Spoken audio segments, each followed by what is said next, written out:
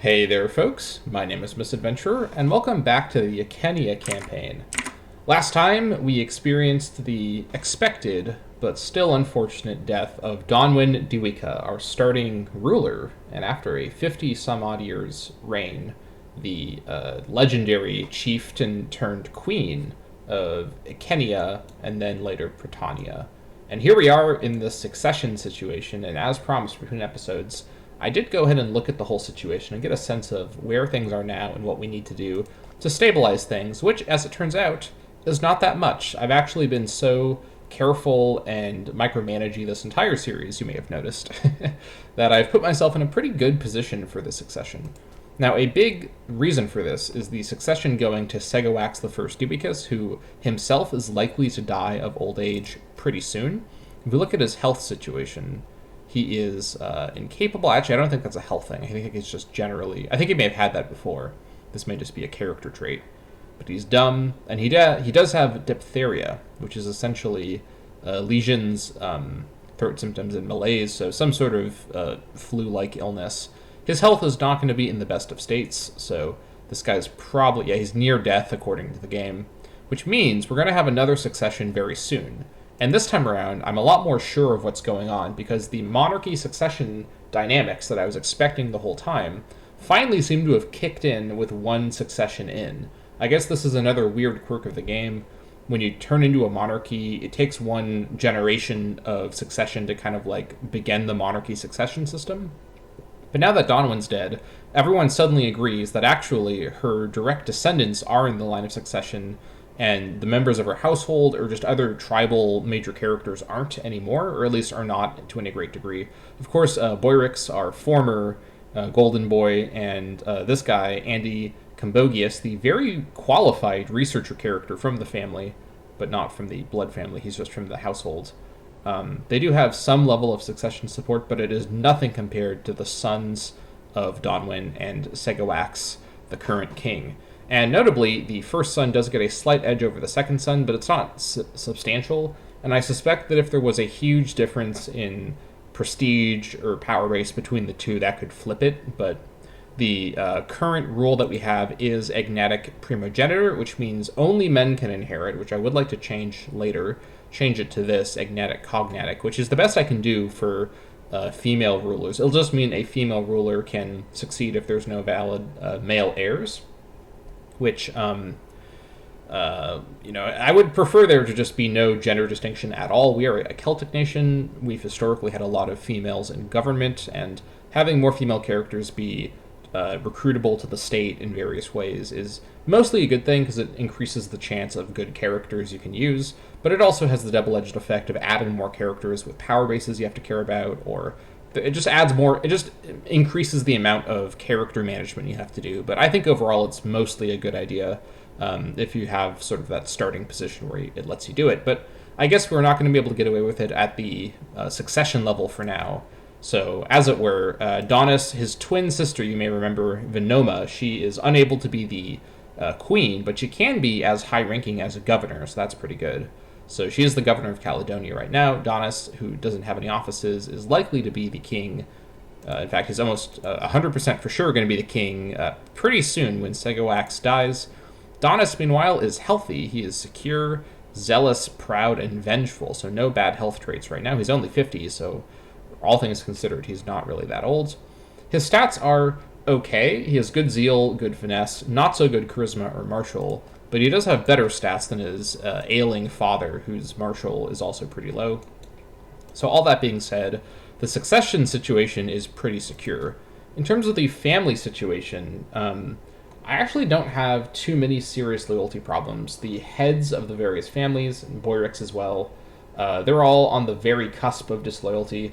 I thought this would be way worse, but this is mostly because, so Boyrix, it's mostly because he's a pretender, which I can't do much of. He's also, for some reason, the rival of Segowax, which I don't know when that happened, but actually, do I know when that happened? I think I kind of remember a rivalry event between the old chiefs who died a while ago, but this may have happened in the background. Lots of character stuff happens in the background in this game, you don't really notice it, so... head of the family, this is the power-based reason. And yeah, so for these two, it's power-based plus being stubborn, so can't do much about that. Legitimacy is also in a pretty decent state. Extra freedom and happiness from that. It is declining, though, thanks to our stability. And as our stability improves towards 50, that will get better.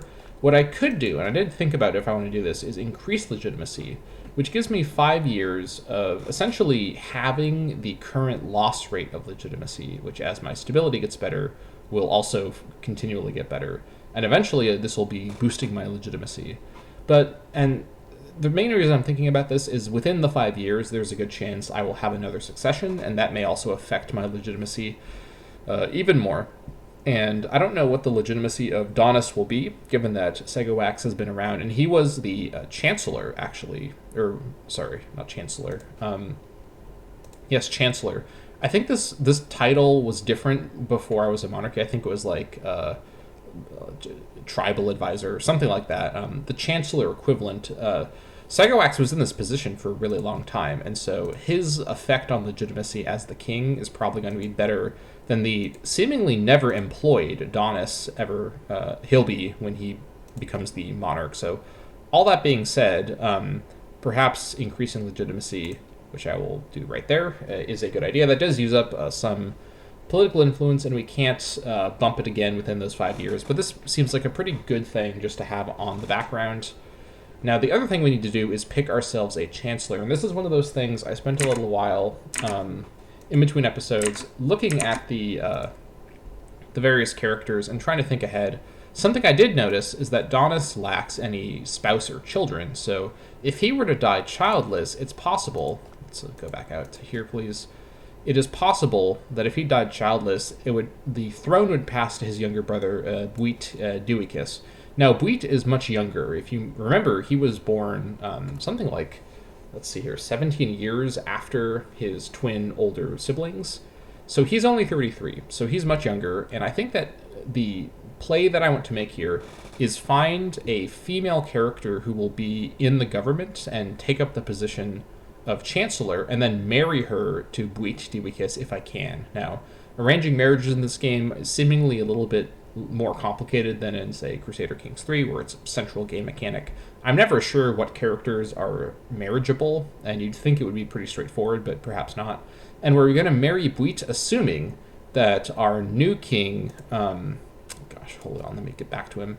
Our new king, Donis, once Segowax dies, he will not have any kids. I mean, he may have illegitimate children through some mechanic, which I'm not sure with this game, but I'm not going to marry him. I think he's too old to have a very fruitful marriage at this point.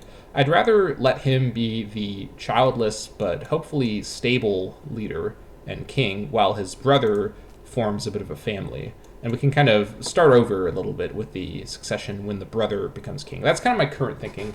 Of course, with monarchies, you can't really plan that far ahead because all sorts of crazy stuff can happen and change up everything. With all that being said, let's go ahead and find this guy a partner. And we're going to have to find someone who's a good age, who can also be in a position like Chancellor to build up some power base and essentially make them a good future consort. Now, it doesn't matter for the purposes of succession if that guy's... Oh my gosh, let me get these names correct. This is literally my royal family now. I need to... Buit. If Buit's wife is a high-ranking officer or not, it doesn't matter for the succession purposes, but I would like the consorts to have a role in government if they're going to be there at all. I just think it is a nice thing to do. It doesn't matter as much for the gameplay, but I think it's a good idea. Plus, it keeps important positions like Chancellor firmly in the family. Chancellor, historically, or conceptually, is a very prominent sort of power behind the throne position in real history. So having this be a position occupied by maybe a sibling or a consort seems like a good idea, even if it doesn't necessarily have a big gameplay effect. Plus, it gives a lot of family prestige and prominence, which if you're the consort or a sibling, it helps the Duica royal family stay on top. Because again, if we take a look at the character situation, the Duica royal family is the smallest family, so I need to really push it into more and more of a power base. Although, of course, it is a very outsized power base, being the royal family. A large family like the Calatii could eventually accumulate more power if many of these characters start to do more things. But anyways, let's go ahead and look at this here. Now, ideally, we pick a character here who perhaps isn't in another family, so that we can be sure that person becomes part of the Diwika family with the marriage, such as an Orgatora character like this, Diana Orgatora. She is 16, which you'll note is quite a bit younger than, what was this guy's age? 33. But she is an Orgatora, which means she is in the sort of disbanded Great Family from a little while ago. She is floating around out there, I think, without being in any of the Great Families currently. Let me double check this, though. It's important, I think, to be sure of this. So if we go back over to offices, and we're looking for someone with good charisma who would be a good fit for Chancellor. And 8 is the current cap for the charisma. So the Urkii, and she's also 50. So someone who's like younger than 50, ideally, 48. There's really just not that many like 20-something-year-old women floating around. Like you're 23, you're 6 charisma. So she's another contender. She's a little closer in age. But this is ancient times, so let's maybe not think too hard about the scruples of this age gap here. What kind of traits do you have? You don't have many traits because you're still a very young character, so you're assertive, which shouldn't be a huge issue for the plans here. So she is in a Orgatora sort of like cadet family that's floating around among the minor characters. They're not in one of the great houses right now. So let's go ahead and try and arrange a marriage. So with Diana Orgatora, let's marry you to my second son. Plan this all out. Arrange a marriage. The consort will contribute skills higher than those of their spouse to the monarch. So she may contribute some good charisma. I actually didn't check her other skills, but I'm not as worried about getting a super high-skilled consort in this particular situation. So let's search by charisma. There she is, Diana Orgatora. Oh, she's ailing. What's the issue here? Why is she ailing? There's no illness listed, so I don't know why she'd be ailing. Let's just hope that nothing comes of that. If she does die, of course, we can just do this again, but we'll have to keep an eye on that, I suppose. All right, Diana Orgatora.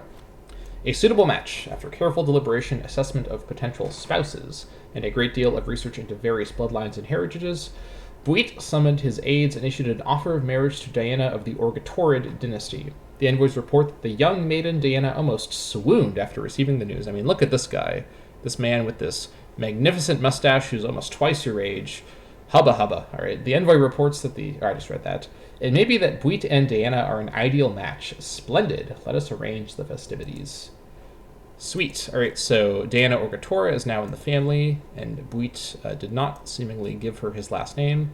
That's fine. We'll just we'll say that this is a fun little way of honoring the legacy of the Orgatorii as they fade more and more into the obscurity of Britannian history. Anyways, back to the gameplay. Actually, first of all, back to the gameplay in terms of... Here she is, Diana Orgatora. The future consort is now the Chancellor. So are you not part of House House Diwika? I guess not. I guess I have to actually adopt you into the family, which would affect our legitimacy quite a bit. I think what I'll do is I'm going to wait until she's actually the consort before I do anything. That may actually auto-adopt her, so I'm going to leave that alone. I don't think it's important, because I wanted her to be Chancellor, assuming she'd be in the family, so that her prestige affects the family prestige. I think since I'm already boosting legitimacy, I think I can get away with this. Adoption costs a lot of legitimacy, but I think we're going to go for it. So this will improve her popularity a bit. She has a lot of loyalty, so I'm not too worried about that. And it'll affect our family prestige a little bit, but again, we're planning long-term things here, so let's adopt her. And this time now we can finally go ahead and give her the Diwika name. Very good, so Danaea Diwika is firmly in our family, and she's the Chancellor, so my plan of having a spouse for my longer-term planned king with children, and also to get a Chancellor, all things happening in one fell swoop. I'm happy with that. All right, so after all that work there, let's go ahead and resume the actual war here with Segawax leading the troops. So again, I'm not scared of losing this war just because Donwyn died, but it does mean my army is a little bit in a weaker state, but we are still way more powerful than anything the Celts up there can field. Now let me remind myself of the war goal. It's to take Texalia, which if we remind ourselves, Texalia is this stuff over here, and the main war target is Karnakia. Yeah. Alright. Now I was waiting for my ships to arrive up here, so let's continue waiting for the ships to arrive up there. If your ruler is not married, other character in your ruler's family will not get married. Okay, this is interesting. Your ruler not being married affects other characters not getting married. I actually think this is fine. I wish the non-bloodline related Duikas got married despite this. Oh yeah, I was generating a claim on Icenia. Alright, very good. We'll return to that in a moment. Or in a moment. This is the Icenia campaign.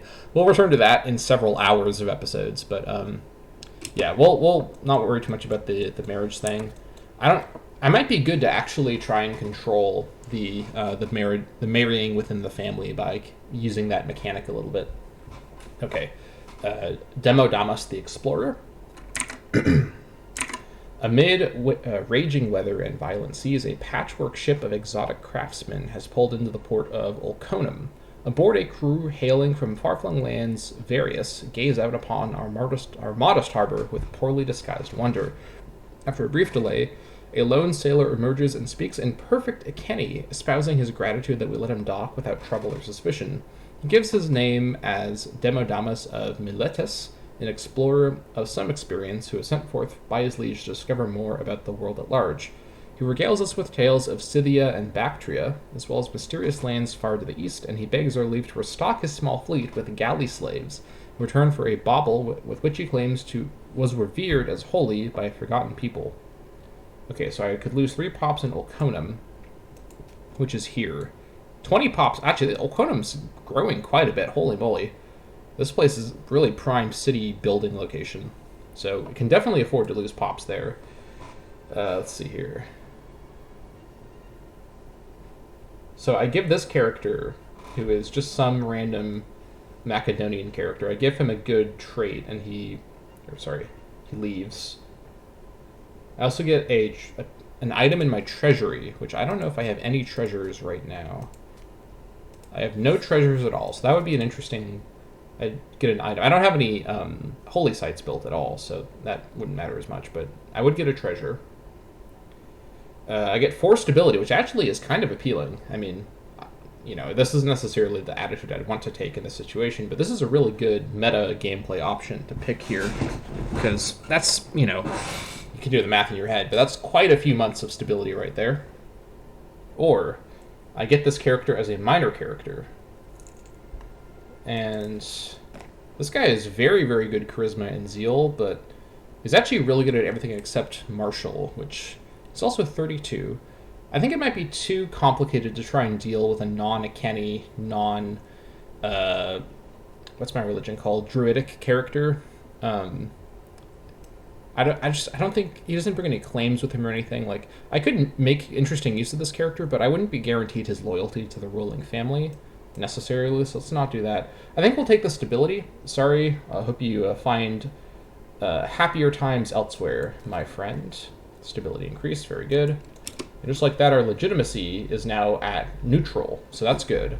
And actually, this is good because now it's going to boost back up after we spent it on adopting my son's wife, so very handy. But yeah, so here's that Okay, so I don't think I saw these guys before, but the Texalians hired a mercenary group from down here, actually 6,000 guys. Oh, these are barbarians. Okay, I thought these were mercenaries. So the Texalians are going to get ravaged by barbarians. That's actually a little unfortunate. They may depopulate this land here. It's a little dangerous. These mercs have to go back to Texalian territory. I guess to not my territory. It doesn't need to be Texalian territory, I think, but they need to go to friendly territory to remove their black flag. So we're fairly safe from them for now. Gives us time to get up there. I'm going to keep waiting for my ships, though, to transport my troops up. These guys are coming down. What's my population? Like 4. Yeah, population is totally fine around here. Or actually, go a little further north, and then we'll board the ships. I think we should be able to board 10k just fine on this fleet here. Shouldn't be an issue. All right. Oh yeah, we have to board manually like this. So this is a half a month to board the ships through this sort of janky crossing from. It's like a reverse landing situation. So I don't know. Anyways, now that they're boarded, what should I do? Fort zone of control. Let's double check this. Because I have all this zone of control set up, I should be... Oh, right, yeah, there's this gap here. So they can come all the way down here, but am I in danger of depopulation in any of these places? Not really. Around here I am kind of, but they're not likely to kill more than one pop if they do. If they did depopulate, that would be very annoying, because this is core territory for me. I could always move slaves in frantically if I need to. I think I'm probably safe to let them get trapped in the fort zone of control. Even the larger stack will still need to take on the forts. I should have built a northern fort here. I keep putting that off, but it keeps coming up. What I'm going to do is I'm actually going to go straight for Texalia. Now, if we remember, the war target is Texalia. So if we actually take over their capital up here, that's going to give us a lot of war score. I'm not as committed to actually fully taking over all their land in this war. I think because of Donwyn's death, I've kind of lost my enthusiasm for just these little pickings up here, because I've been waiting to attack the mainland until Donwyn died, so I'd have kind of a fresh start and be able to be confident that I'd have more time with a new set of characters. So now my goal is mostly just to get something out of this war and end it on my terms, but I'm not super committed to wiping out these northern tribes 100%, especially because I can't turn them into feudatories or feed them to my my current feudatory, who of course isn't in the war because he's disloyal. So that's the other reason I don't really care to take all their land. Okay, we're going to be in the attrition zone here. That's unfortunate. Let's get out of that real quick, please. Okay, so they do have some guys around here, but I'm not too scared of them. Let's actually land up in Texelon, Akron, and take it over to get a port so that we can dock our ships more safely. Okay, they've started to siege around there. That's fine. Out of range, that's fine. Let's just hustle down here, take that port, and then we'll come back into range. Or then we'll have range, I think. I guess we'll find out together if taking a port like this gives you naval range. I hope it does, but I suppose we'll find out.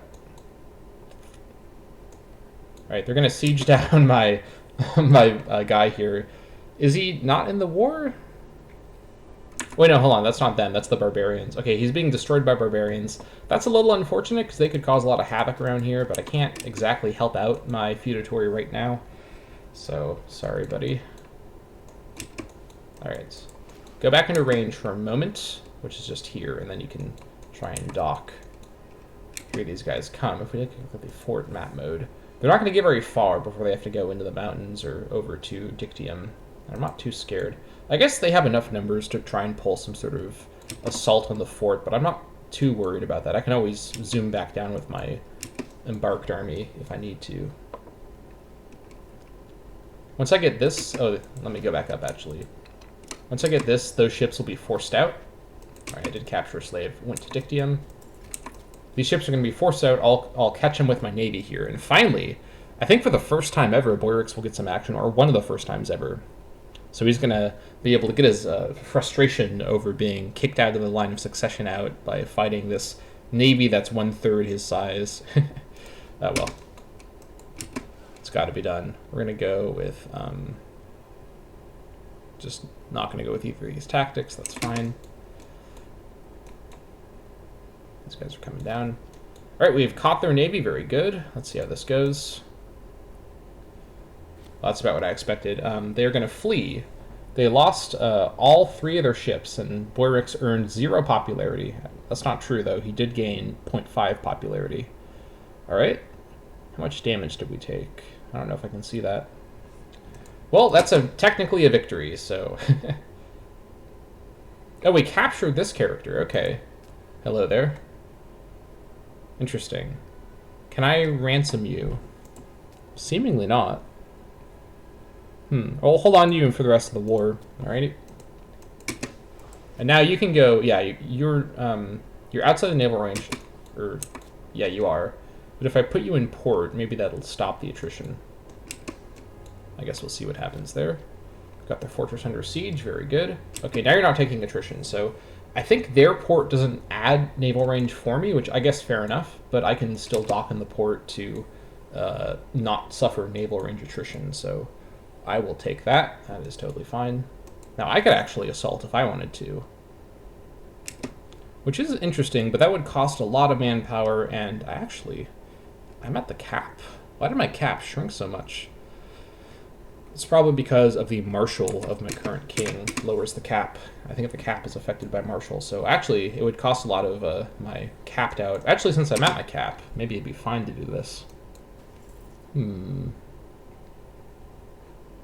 What level fort is this? Probably just level 1, yeah.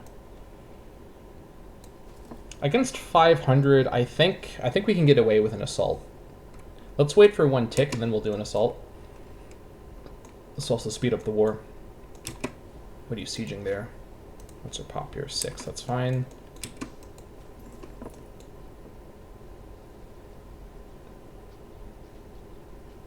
Alright, supply shortage. Let's start the assault. Okay, this is... Oh! Wow, okay, that was a very quick reign there. Segowax ate a particularly rotten herring at the age of 73. He was the king of Britannia. He was the head of the Diwikai family. So I guess his death is unrelated to the assault. He just died because he ate some bad fish. Yeah, if you're fishing around here, maybe don't while you're trying to siege. Well, okay, this just... Ooh, yikes. Okay, this is precarious all of a sudden. Once again.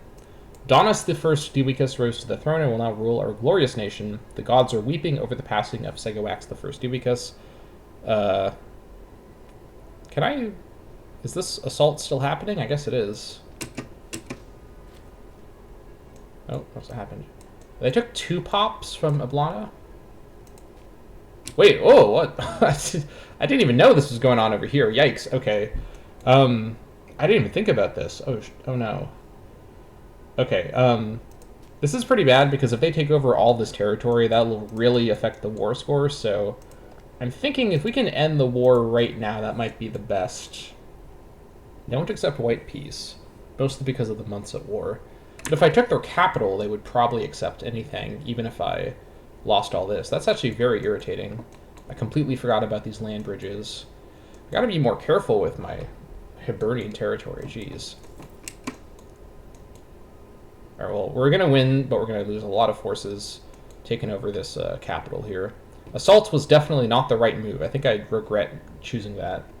I don't know when assault is the right move, probably only under very extreme circumstances. Alright, almost got it. There we go. Now the garrison's super low. I think after 1 tick, we now take back the, we now take the land, so that's good. The barbarians are coming into my land. Oh my god, this is, what a mess. Jeez. And they're gonna start, like, messing up my population and my civilization level. My army is not even, like, in a good state to fight them right now. Jeez. At least they're gonna get stuck in the zone of control pretty soon. They've pillaged it. Oh, yikes. Yeah, it's a big dip in the civ level. At least the civ cap here is so low, because this is just frontier land, that it's not super severe, but it is irritating all the same. It did cost them 4,000, so that's good. Or, I mean, 1,000 men. They're down to 4,000. All right, we've taken over Texeli. That's good. What do I want to do with this territory? I kind of want to just kill them all. What would that do? It would actually depopulate it, which is almost something I might want to do in this case. It would give Donis cruel. Do I want to have this character be cruel? Let's see here. Let me look at this.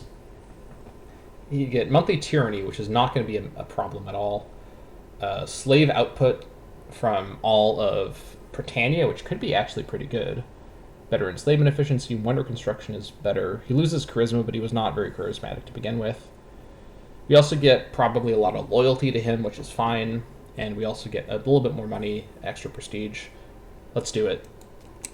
Alright, on purpose, for the first time ever, I have depopulated a land. Although this actually has removed it as my, as under my occupation, so the war score is no longer super good. So yeah, this is still not looking good. Okay, so this war is now more complicated than I went into it hoping for. So Caledonia is not in the war, so this is now the new capital. Well, I guess we have ourselves a location to go to. Let's actually let this just be taken over. Actually, hold on. Fort and take Saley. Let's actually go down here, because I don't know where this change of control is going to. It should be going to me, because it's not under my control right now. Alright. Yeah, I was just taking a moment to glitch out. Let's go down here, and we'll move on over. That's fine. At least they're staying put there. Outside the Neville range, yes I know. Just don't get attrition for very long, please. Rival at court. Lately, our king, Donis I Dubicus, has come into conflict with Briti Wenda Kalata, who I think is the head of the the Kalatii family. Yeah, looks like she is. At every turn and decision, their opinions persistently clashing. If one of them says south, the other will promptly say north. If one wants to trade with a neighbor, the other will argue for war. This constant bickering is ruining whatever authority Donis used to have, and an atmosphere at Londinium is at a breaking point. To be fair, in his short reign so far, Donis hasn't had the biggest series of successes in a row. So, lose popularity with Donis, which is actually pretty bad. He's pretty low popularity right now. I could allow the rivalry. She's really old. She's 72, so I think we could probably get away with this. She would lose a lot of loyalty, though. I get the vengeful trait. I could kill her. Okay. I get some... This is not worth it. I mean, this is a really fun option, but because she's so old, I don't think this is worth... Mostly the popularity. I don't really mind the tyranny, but the popularity kind of bothers me. I think I'd rather just do this one. Enough of this nonsense. You are not the king. Stay in your place, my friend. Alright, now it's the Civil War, though, so that's fine. Let's just take over this land, then make our way down here. Oh, what's this? Oh!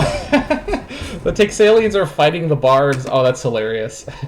Okay. This whole war is worth it just for that. And it looks like the Texalians actually lost that fight. So that's, sucks for them, I guess. Jeez. Alright, so we took that land. Got a little bit of popularity for Donis, so he'll need everything he can get, honestly. We lost that, though. Yeesh. Alright, this war is such a mess. Oh my gosh. Jeez. Well, let's try and just finish it in this episode and just get out of this crazy situation. This northern entanglement needs to end. Alright, down we go. Take over Willuniate.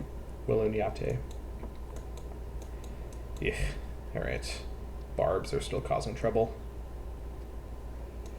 Just go away. Did we get stability from something? Okay, I don't know. Down we go. I wanted to do a lot of infrastructure stuff when the succession happened, but because of this war, I can't focus on two things at once. I need this war to be over, need to finish it, and then I'll worry about everything else. This is unfortified, so that makes it a little easier. We can also go and take this as well, and then make our way up there with the boats for even more war score. Are they going to fight the Barbs some more? Possibly. Sacking of Willuniate. Again, it might be worth actually just depopulating it, although then I'd lose the occupation from it. But this would further weaken the Texali for the future. The pop change and the prestige change is the same either way. The money difference doesn't matter at all. I think I'll do gentle looting this time around. I want to keep the occupation of the capital. I just want to be out of this war ASAP. Nope, still not. Alright, we'll go take this provincial capital then. And bring the ships around. What's my naval range towards Manawa? Okay, it's actually... Actually, even up here, Manawa reaches. Alright, so naval range is totally fine over here. That's good.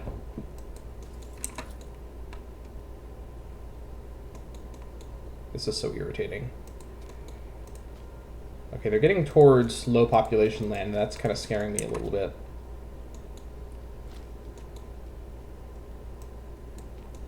Okay. Oh, hello. Okay, suddenly, for some reason, the war score has changed enormously in my favor. I don't know when this happened, but they still wouldn't accept peace, though. Okay. It's really just the months at war, because the war's not been going for that long. Well, that's fine. I'll just take more of your land, and then we'll see how you feel. Alright, pillage Calunium. These barbs are really going to just mess up my entire northern area. Oh, hello, military tradition. That's kind of nice. What have I been working towards? So, previously I got the enslavement and efficiency in the slave output, and then I got levy size multiplier. Manpower recovery speed could be good. Chariot defense is okay. Freeman in Manawia and Canetio. Those are interesting places for Freeman to appear. Durarwurm now produces horses. I don't really want Durarwurm to produce horses. I like it producing hemp, to be honest. I guess it wouldn't be a huge problem, because this is my... Well, hold on, this is my capital province. But I'm not getting the 2 bonuses, the double bonus from hemp, am I?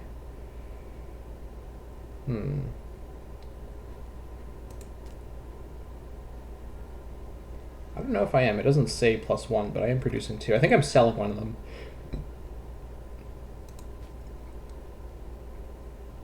What's my army composition like right now? I do actually have quite a large number of chariots and no cavalry, so the chariot option may actually be just fine. I think since chariots are still a part of my army composition, even now that I'm not a tribe, because it is culture-based, it might be interesting to grab this one. Chariot culture.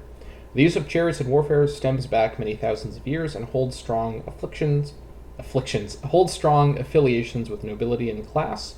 Chariot inhumations speak to the honor that can be won through battle.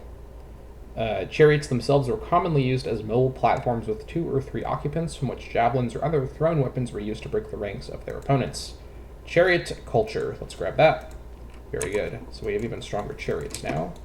Alright, I'm going to just press on. I know we're getting pretty far into the episode, but I would like to finish this God's Forsaken War. Oh my gosh. It's literally, this war has killed 2 of my monarchs in a row, just from how, not even in battle, just from how exhausting this war is. Once we take this, I think that'll make a big difference. Maybe if we come over to Ablana, that'll make a big difference too. We will see, I suppose. Plus the, the months at war thing is ticking away pretty quick. Very good. Alright, so now, how about peace? Now you'll take peace. Okay. Now what can I get out of you, which I don't really care to focus on? Okay, I can make them into feudatories. Okay, I think it's a cultural thing then, because these guys are, if you look at the culture, these guys are considered Protonic culture, but the Hibernians are not Protonic culture, they're Hibernian culture. So I think, they're Gaelic culture. And so I think it is a cultural thing that affects it, which actually makes more sense than what I was thinking about before. So since I can make them feudatories, this suddenly gets interesting. Is there an advantage to making the Texalians my feudatory? I get this, this, and this as feudatory territory. And, the reason I do it is mostly just to integrate them later. But then again, this land is so terrible, I don't really need them to occupy it for me. There's no strategic advantage. I'd almost rather just not worry about it and then someday in the long-term future come back and colonize the land and just kill them. But since I can't get money from them, I guess I could release a nation. Carwetia. I could liberate Carwetia. Interesting.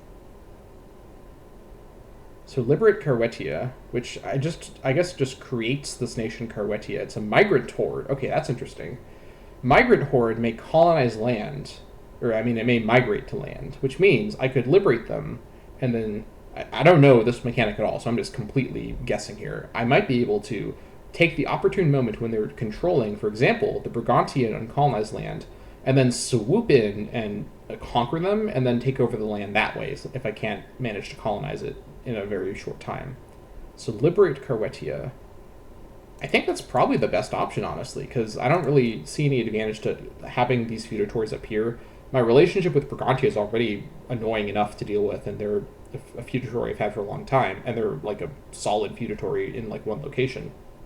These little split apart tribes would just be a huge nightmare to micromanage, so let's liberate Carwetia and just get out of this war. That's totally fine. Okay, the Britannia local power of Karnanaki has accepted our generous peace offer to liberate Carwetia. Very good, so Carwetia now exists, and how do they feel about us? They like that we liberated them, but they don't like a bunch of other modifiers, so that's totally fine. They're in a truce with us for a while. Totally fine. Okay, so these guys are a migratory tribe, whereas these guys are... Actually, these guys are also migrant hordes. Why did I think that they weren't? Or, hold on, no, I'm looking at the wrong modifier. Whatever, it said it was a migrant horde. I'll take its word for it. Okay, let's go ahead and stand the levy down. Actually, hold on, let's not do that quite yet. We still have barbs in the country. All right, boys, your tour of duty is not over quite yet. Let's bring you... Can I get on the ships from being black flagged? Let's find out from that. Oh, we can colonize that there from Ablania. That's good. Ablania didn't take too much damage from that, so that's good. Being a colony, it's in good shape there. But I think I said last time it wouldn't make sense to colonize into Hibernia, Occident, and Talus, because it's in the... Yeah, so I'm not going to do that, actually. So I'll just check back on that later. Alright. Let's see if you can get on the boats. Yes, you can. Okay, that's good. So even when you're in black flag mode, you can get on the boats. We'll just unblack flag you in... Actually, I can just send you back over here to unblack flag you. Should be totally fine.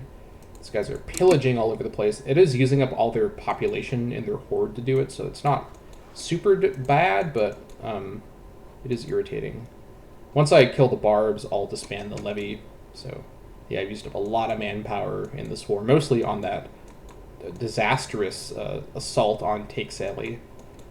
I just kind of want to, like, destroy all the tribes up here and just leave it uncolonized. I need to find a way to pull that off someday. Oh, that was paused. I have to think about that, because there's probably a way of, like, going around and just destroying and depopulating everything, but in this war, there's too much else going on to try and figure that out. So let's come on back here. Let's see if I can land directly onto Vibrokia and kill those barbs. Ideally, I could, but I don't know. We'll see what happens. All right, come on. Since I'm black flagged, I don't think it will count as a fight, but they're moving anyways, so it's actually... Okay. They're moving to Kokium. Let's actually go down here and then land in Dewa and then march north into Kokium to remove our black flag. Very good. Oh, this is so irritating. I can't wait to be able to build more ports around here. Alright. There goes our black flag. Ah! Okay. Why is our morale suddenly so low? Oh, God, alright. Let's go hide in Kanoium to get our morale back. You head back over to Manawa, and we can go ahead and stop paying the fleet. That's fine. Oh my gosh. What a huge just headache. I could probably just take this fight with bad morale, but I really don't want to just lose more manpower for no reason. Just don't take all my people as captives. Okay, actually this is not super low pop, so we're fine. Do I reorganize you? Extra Legion maintenance cost, I think... I'm a little scared of these places being targeted. The only reason I'd want to do this is to get higher army population, what's it called? Higher, there's no word for it, but have the army be repopulated by soldiers faster is to avoid the barbs reaching these low pop tiles. But on the other hand, it is so much more expensive. But on the other hand, it's not really that expensive already.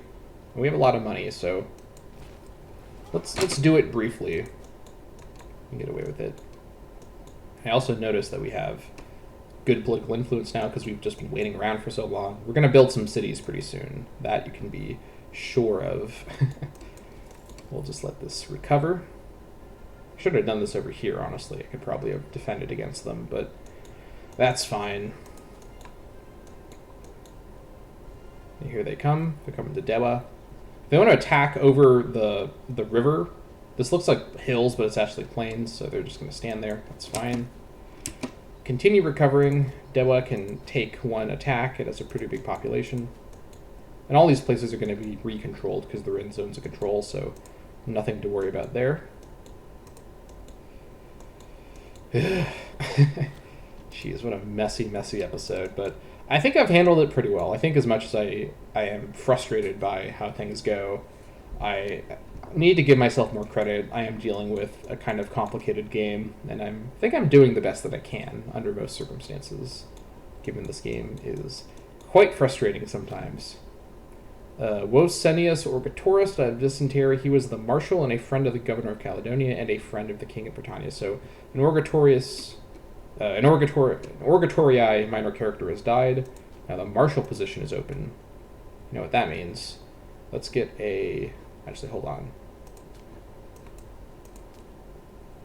Yes, let's get a Diwikai in there, ideally. Oh, hold on. So much going on. Well, Butena, this is someone... Okay, this is the sister of Andy Cambogius, the powerful researcher. She would be a good marshal. Yeah, she would be. All right. She's a Diwika, that's what I care about. You are slightly better. You're, yeah, well, but... Nope, we'll do a Diwika, that's fine. Pretty loyal as well. Very good. Well, Butena Diwika has been given the task of marshal. Very good. All right. A question of competence. After weeks of nervous looks and smokes at court, the whispers circling the palace have finally reached the ears of the king. It seems that someone has been spreading rumors and spinning yarns of his unequaled profligacy and unfitness for the throne. The damage has been done, and now all look to how the king will deal with the situation. Jeez. Everything is going wrong in this episode. Oh my gosh, this is a cursed episode. And it's such a long episode, too. One of my longest episodes yet, and not for good reason. It's because of having to deal with this. Right after this last tick, I'm just going in. My manpower will just have to deal. I'll have to put off my mainland invasion for a little while, but I didn't even unpause there. Oh my gosh. What an episode, folks. All right.